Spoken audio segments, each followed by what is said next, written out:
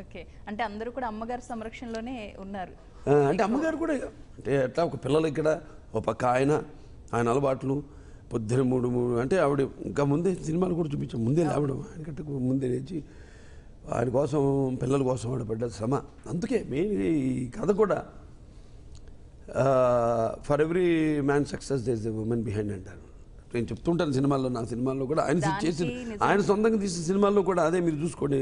అది సొంత బయట సినిమాలు ఎవరికి ఆయన ఎటువంటి ఇది పెట్టేవారు కాదు, వాడికి ఇబ్బంది పెట్టేవారు కాదు. కానీ నాకు ఇటువంటి ఈ కథాంశంతోనే సినిమా కావాలని కానీ ఈ నేపథ్యంలోనే కావాలని ఇప్పుడు ఫర్ అవుట్ సైడ్ ప్రొడ్యూసర్స్ ఈ was always a commercial hero.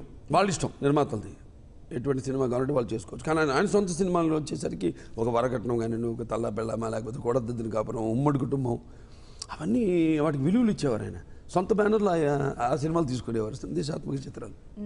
అంటే ఇప్పుడు ప్రతి మగాడి విజయం వెనుక ఒక ఆడది ఉంటుంది అన్న సామెత గుర్తొచ్చినప్పుడల్లా మనకి ఈ సినిమా తర్వాత తారకమ్మ గారు ఖచ్చితంగా గుర్తొస్తారు.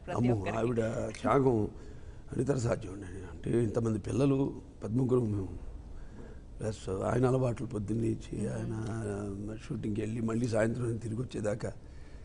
సో నేను అంటా కదా, వినా స్త్రీయం జనం నాస్తి వినా స్త్రీయం, గమనం నాస్తి వినా స్త్రీయం, జీవం నాస్తి వినా స్త్రీయం, సృష్టి రేవ నాస్తి అన్నట్టు.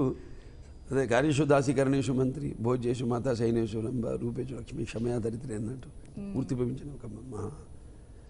అయితే సార్, రామారావు గారి గురించి తెలుసుకోవాలి అని థియేటర్స్కి వెళ్ళిన వాళ్ళందరికీ తారకమ్మ గారి గురించి చాలా ఎక్కువ తెలిసింది.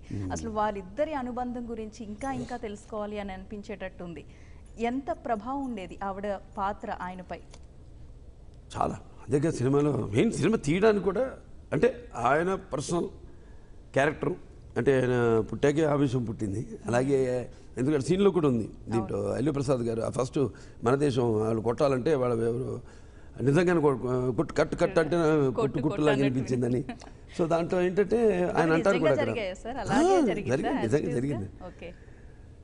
సో దాంట్లో అంటారు కూడా, మొదటిసారి ఇండస్ట్రీలో కావాల్సిన ఆవేశాన్ని చూస్తున్నాను.